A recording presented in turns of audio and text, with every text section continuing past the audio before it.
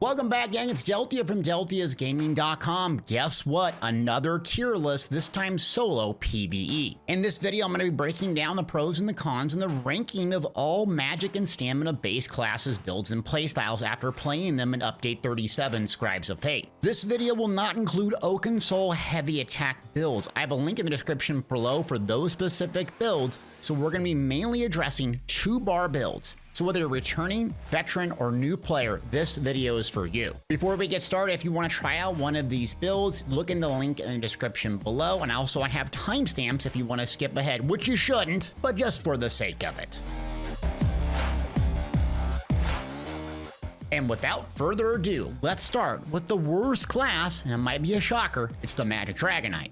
Magic Dragonknight comes in C-, number 12 on our tier list, primarily because the class relies on very long-lasting damage over time skills, which are much weaker in solo PvE. Let me explain. Long-lasting dots are great in, well, long-lasting PvE content like hard mode trials where fights last anywhere up from 3 to 4 minutes. But in solo PvE, most of the fight ranges between 15 and 60 seconds, and these dots become much weaker than raw damage main spammable builds. For instance, in Veteran Maelstrom Arena, some boss fights can literally last 5 to 10 seconds with the right build and setup. You're talking about Thracian Strangler Mythic, Mechanical Acuity 5-piece gear set, and Balorg's Monster Helm. So these go a lot faster than trials or group content. Thus, the DK won't see that 24-second high damage over time to their full extent, and that's one of the main issues with the solo PvE setup. The class's main spammable Molten Whip also costs half magic and half stamina. This is great on stamina builds that have excessive magicka. On magic builds, it can be a total killer. With lower stamina pool, you need to dodge, break free, and sprint. You'll find yourself running out of resources quickly and dying due to lack of stamina, let alone blocking a fully charged heavy attack. And to make things worse, the Magic Dragonknight doesn't have an execute like the stamina version of the class, which is very useful in solo play. Lastly, the Magic Dragonknight must sacrifice damage for healing in order to survive. If you use a 1-piece mythic like Pale Order, which carries your survivability, along with a 5-piece item set like False Gods that comes from trials to carry your resource sustain, the Magic Dragonknight seems very strong. But for everyone else lacking those items, you will not only have weak healing, but survivability and weak resources.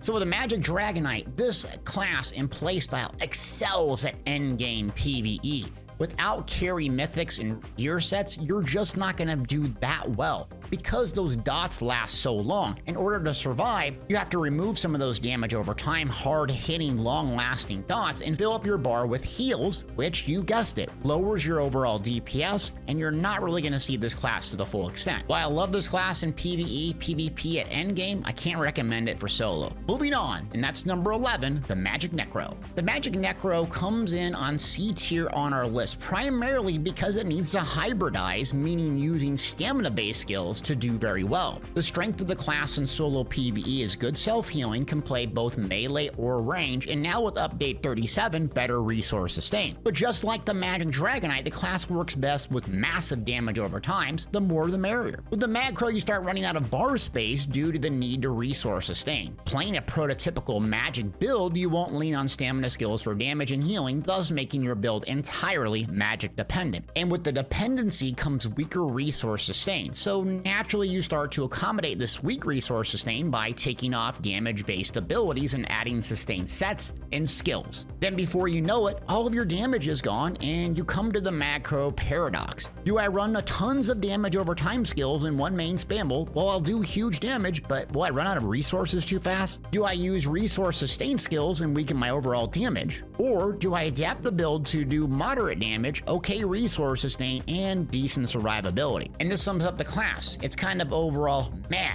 but in comparison to Stamina Necro, that's absolutely amazing, it just doesn't add up. One of the strengths though is you can use Hungry Scythe, which in melee range will heal you for a decent chunk. The class has also really good AoE damage with Pestilence Colossus Ultimate and something like Skulking Blast Bones. But for a pure magic-based build, I highly recommend staying away from this class because it's not going to shine even in solo play without switching your attributes into stamina, switching some weapon choices, and getting up close and personal. don't like this build in its current iteration. Moving on to number 10, and that's the Stamina Warden. The Stamina Warden comes in at B- on our tier list. The main issue with the Stamden is resource sustain, ped focus, and it lacks the ice staff advantage the Magic Warden possesses. The Stamden has the ability to use a wide range of weapons and main spammable choices. The class overall feels like a buff build. Mainly load up your bar with animal companion abilities to ramp up the raw damage via the advanced species passive, which increases your critical damage by 4% for each animal companion ability slotted.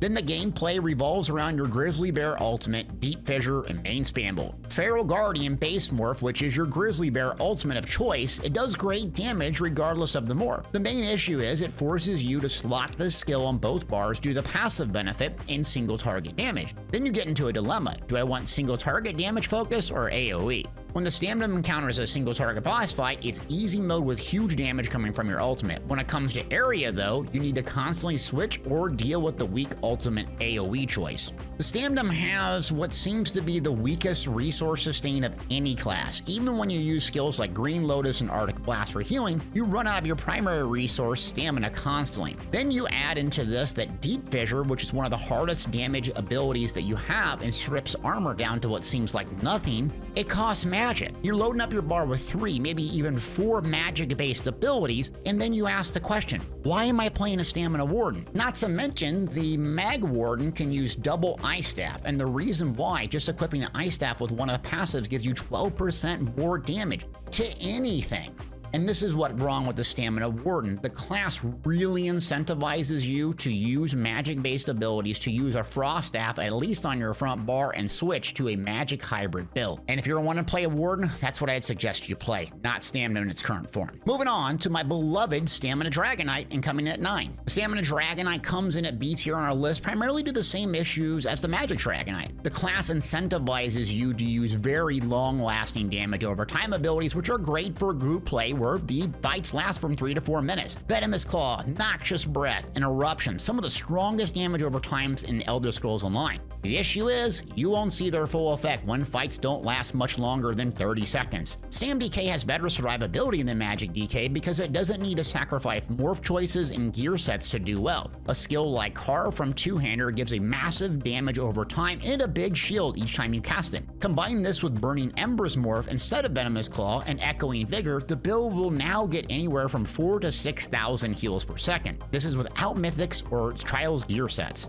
Unlike the Magic Dragonknight, having Molten Whip spammable costs half magic and half stamina is a good thing because it helps our resource sustain. The build can use 2 to 3 magic-based abilities for damage and still sustain via the Battle Roar passive from Earth and Heart, giving back resources when using an ultimate. Moreover, the Stamina Dragonknight uses poison and burning status effect constantly, feeding your resource sustain via the combustion passive. This allows you to play more aggressive than a MagDK and other classes and have better sustain and survivability. But just like other classes we've seen so far in this tier list, you need a lot of bar space, you need a lot longer lasting fights, and you need those dots to be recast over their entire duration to really see this build shine. The Stamina Dragonknight remains my absolute favorite in endgame PvE content like trials, veteran trials, hard mode trifecta, dungeons. It's absolutely fantastic. But when you play it in solo VMA, Vatashram, or something like even a boss fight and a world boss, you just can't survive or do damage like the other classes on the list. Speaking of another one, let's move on. That's the Magic Warden. Lord Warden! The Magic Warden comes in at B tier on a list. The Magden has much better class identity than the Stamina Warden. Ice Staff passives give you much greater damage, and it's a blend of single target and AoE. You end up with the build and a playstyle that feels like it belongs without just loading up your bar with buff skills that do nothing but sit there and make your spambo hit harder. Though the class has that as well. Where the class struggles is resource sustain. If you focus entirely on magic-based skills and not the hybrid approach, the Magden runs out of resources dreadfully fast. The positives are you can use some stamina-based skills or elemental drain from Destruction Staff and a world skill like Consuming Trap to sustain your magic. Both of these skills either debuff the enemy or do some dot damage, so you won't be sacrificing as much to solve the class's main problems. The Ice Staff passive Piercing Cold, which increases your damage done by 2%, which all the way up to 12% when wielding an Ice Staff, gives you the ability to double bar Ice Staff. This playstyle allows for huge AoE dots that have extra effects like the Chilled status status effect. Even your burst heal, Arctic Blast, does damage, stuns, and produces a chill status effect. You look and feel like a Magden, and it's much more fun and a rewarding playstyle. The Magden can also sustain a skill like Deep Fissure for huge AoE and single target pressure. Just like the Stamden, the Magden is pretty much pigeonholed into using the pet for the optimal damage loadout. Moreover, the Magden with the Ice Staff setup doesn't have access to an in-class execute, nor is it going to use a weapon choice to get an execute, so you're just basically going through the same old damage abilities, and that really holds the class back. But I highly recommend it more if you like the Warden playstyle than a Stamden. Moving on, next on our list, that's the Stamina Nightblade. The Stamina Nightblade comes in at B+ on our tier list. The main strengths are mind-numbing single target damage, great resource sustain, and is a very fun and rewarding gameplay style. The downsides, it's overly complex and it's entirely dependent on light attack weaving and has weaker survivability than other classes. Just like in PvP, the Stamblade has a wide range of outcomes depending on the skill level of the player. With the perfect metronome-like light attack weaving monster, this thing will produce some of the best damage in the game with skills like Merciless Resolve and Spectral Bow. However, if you miss a light attack, move out of melee range due to mechanics, your DPS sinks into oblivion. When it comes to survivability similar to other stamina builds, the class combines Carve, Vigor, and Spectral Bow in melee range for high survivability. The class possesses one of the strongest heals in the Elder Scrolls Online Healthy offering. The skill is an extraordinary burst heal, but it takes up precious bar space. A skill like Critical Surge from the Sorcerer skill line gives passive healing while playing offensive and 2% increased weapon and spell damage for simply slotting the skill. And that's what you start seeing on the higher list builds. Offensive-based damage abilities that also heal you and do not take up bar space for damage or healing. The Stamblade still feels unique and fun, and one of the advantages, you have an access to a lot of different main spammable choices. You can use Silver Shard, you can use Wrecking Blow, which got a big buff in Update 37, or you can use Surprise Attack, even Rending Slash from Dual Wield. You can make this look and feel your particular playstyle.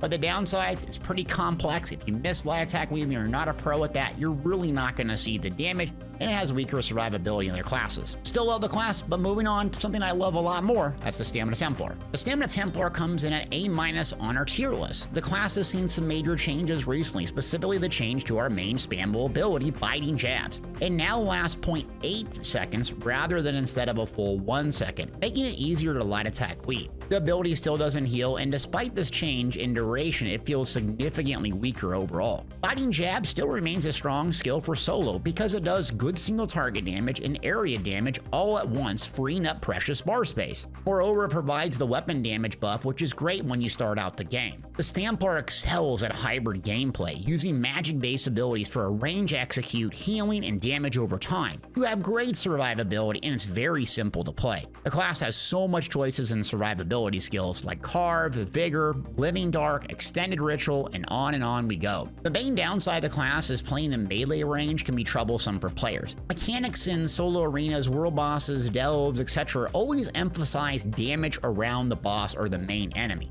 Range builds simply do not have to do with this. The Magplar can be a thing, but it's meant to play aggressive, up close and personal, and feels great doing so. The other classes on this list just either have better damage, survivability, resource sustain, or they're simpler, or maybe all together. I love the Stamina Templar, it's one of my favorite, especially at endgame PvE. I think this shines and you're seeing kind of a trend. What makes something really good and popular at endgame PvE when you have pocket healers isn't necessarily the best in solo play. But if you like the Stamplar and you like the weapon choices, pick up this class, it's still a strong one to play. Moving on to another stamina build, that's the Stamina Sorcerer, ranking number 5th. The Stamina Sorc comes in at A tier on our list, primarily due to survivability and mobility. The Stamina Sorc can get access to one of the best skills in the game for survivability, Critical Surge. While this skill is active, you can play ultra aggressive and receive great healing while doing damage. It also buffs your weapon and spell damage by 2% for simply slotting it, so you don't have to waste any precious bar space for solo play. If that wasn't enough, the skill lasts for 33 seconds, making high uptime a breeze with a very long duration. The Stamina Sorcerer's mobility is also apparent with a skill like Hurricane. Not only does this give you an armor buff, huge area damage, but speed as well. Activate the ability and Critical Surge together, you start to play and feel just like a hurricane, ripping through massive amounts of mobs doing huge AoE damage. The Stamsorc optimally wants to use pets for the build, double barring 2 pets which do good single target and AoE damage for you. This limits your bar space, flexibility, and loadout, but makes the class ultra simple and high damage producing. The negatives for the Stamsorc are weaker resource sustain. This class, just like in PvP, feels almost entirely dependent on stamina and runs out rapidly. And this is where the pet morphs come into play, giving you magic-based options that also can heal you. But you start shifting into a more magical focused loadout and you ask yourself, why am I playing a stamina sorcerer in solo PvE? Magicka sorcerers do what the stamina sorcs do, just simply better. The only advantage I see to a Stamsorc over a Magsorc is a little bit more AoE, but you can solve this with some outside skill lines from the Magsorc. Just like the Magsorc, the Stamsorc gets really good, useful abilities straight away. It's great for a beginner, and if you like the super high mobility aggressive playstyle, this is a good choice for you. Let's move on to our last stamina-based build. That's the Stamina Necro, coming in at number 4. The Stamcro comes in at A+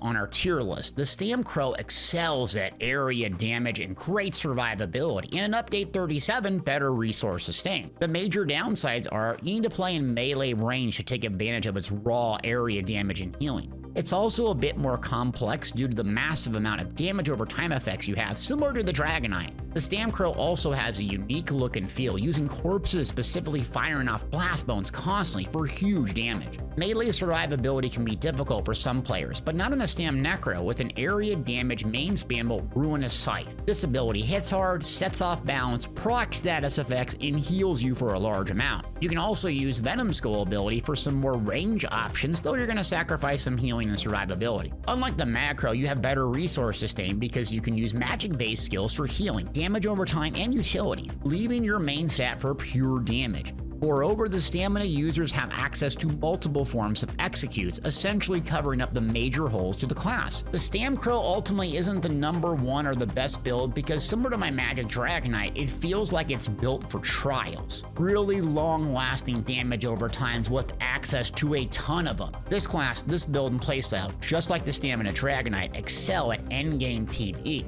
For solo, it does fantastic as well, especially if you love the melee aggressive playstyle. I love the necromancer's gameplay loop of constantly using corpses to do damage and heal and resource sustain. It's fun, unique. Until the Arcanist comes out, I can't recommend it enough. Moving on to our top 3, and number 3 is the Magicka Nightblade. The Magicka Nightblade comes in an S- tier on our list because of great damage, healing, and range options. The major downside is the emphasis on light attack weaving with Merciless Resolve and Spectral Bow to see the full extent of damage.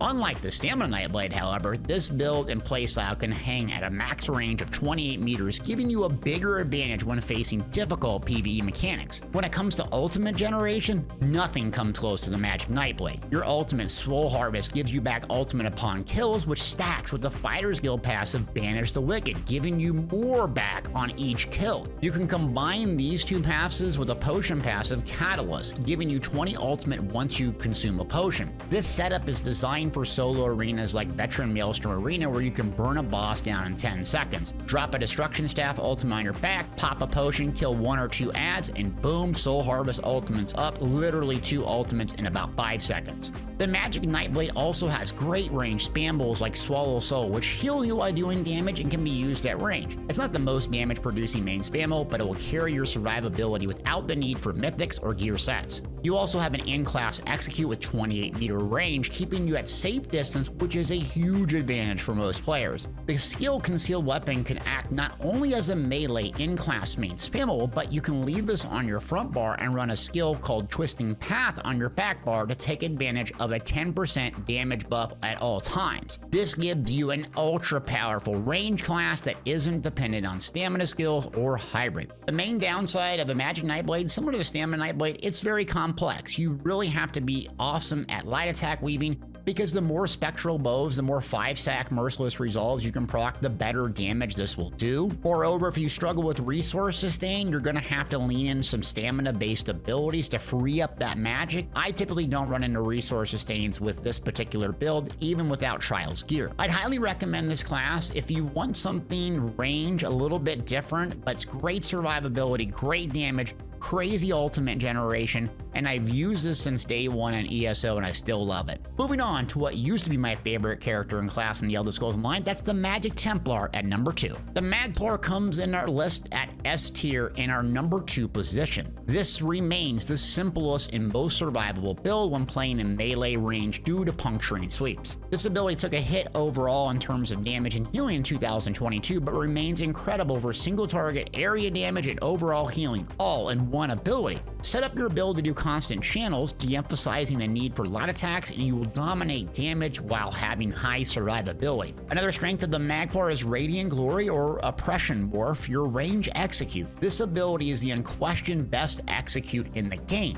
With the Radiant Glory morph, you switch from doing sweeps to glory at about 35% health on the boss, and do not stop the endless amount of healing per second. Both your main spammable and your execute heal you, and it's for a lot. This class, similar to the Magsorc, is rewarding for playing aggressive and constantly healing while doing damage. The main downsides of the Magplar are weak resource sustain and playing in melee range. And when it comes to resource sustain, the Magplar wants to use nearly all Magicka-based abilities. With the state of the game and hybrid play, it's hard to sustain on purely one resource pool. You can use skills like Razor Caltrops or Power of the Light to offload some of the magic cost and make do with weaker resource sustain. Melee range will remain an issue for some players because the mechanics are so punishing, especially when learning. Typically, ESO dungeons are designed for range DPS, trials melee DPS, and solo play a mixture of both. Just realize the learning curve will be steeper playing up close and personal, but when in doubt, keep hitting puncturing sweeps for big damage and healing. The Magplar remains a go-to recommendation for new players, veteran, or returning players that want to play melee range, want something simple that can play aggressive with really high resource sustain. You throw in the extra bonus of having a great execute, and now the Magplar has a lot to offer for solo play. It's also not gear dependent like other classes, and even base game sets. In craftable sets, you can push really high damage with this class. While puncturing sweeps was nerfed pretty hard in 2022, don't sleep on the class. After playing it a lot more, I still really enjoy it for solo play and highly recommend it. But there's one build to rule them all, and that's the Magic Sorcerer. The Magsorc, and I'm not talking about a 1-bar build using Oakensoul, just the Magsorc with 2 bars still remains the best overall solo class in ESO and S+ tier. If you compare the Magplar versus the Magsorc for number 1, it comes down to range damage and pets that separate the class. With critical swords, you can stack critical chance, go all out damage, and breeze through content. With a double pet loadout, you can infrequently cast abilities while spamming high damage abilities at range with little threats of mechanics. The Magsorc can also dip into the hybrid build using Razor Caltrops, Hurricane, and even Vigor for healing. This frees up precious magic for damage and healing and eliminates resource sustain issues. Your in-class ultimates are ultra powerful, with Greater Storm Atrodoc providing some of the best single target DPS the game has to offer. Another advantage is the Sorc uniquely has access to easy and powerful magical gear options that are base game and does not require mythics or trials gear to feel powerful, even very early in the game. When it comes to downside of the class, we really have to be picky here. One would be weaker area damage than others and being pigeonholed into using pets. You can make an argument area damage with outside skill lines like Alliance or Razor Caltrops or Undaunted Mystic Orb solve this problem. And the no pet loadout does great in solo arenas, and these negatives aren't really that noticeable. For new, returning, or beginning players, I think it's the best class overall. And another reason why is when you're leveling or starting this class, you get access to almost your best ability straight away. So you don't need to be champion point 3000 or have mythics and trials gear and have all of these things accomplish and acquire. You can start out, feel very powerful straight away, and even progress to maybe an Oakensoul 1-bar build that will absolutely blaze through the content later on. So this is what I highly recommend, a Magsorc. Check out a link in the description below for all these builds. Smash that thumbs up and subscribe if you like this content. Update 37 is here. We'll be getting a new chapter in June with the Arcanist. I'll probably read you all these tier lists then after I've played that for quite a while, and I can't wait to see what's coming in ESO in 2023. Thanks for watching.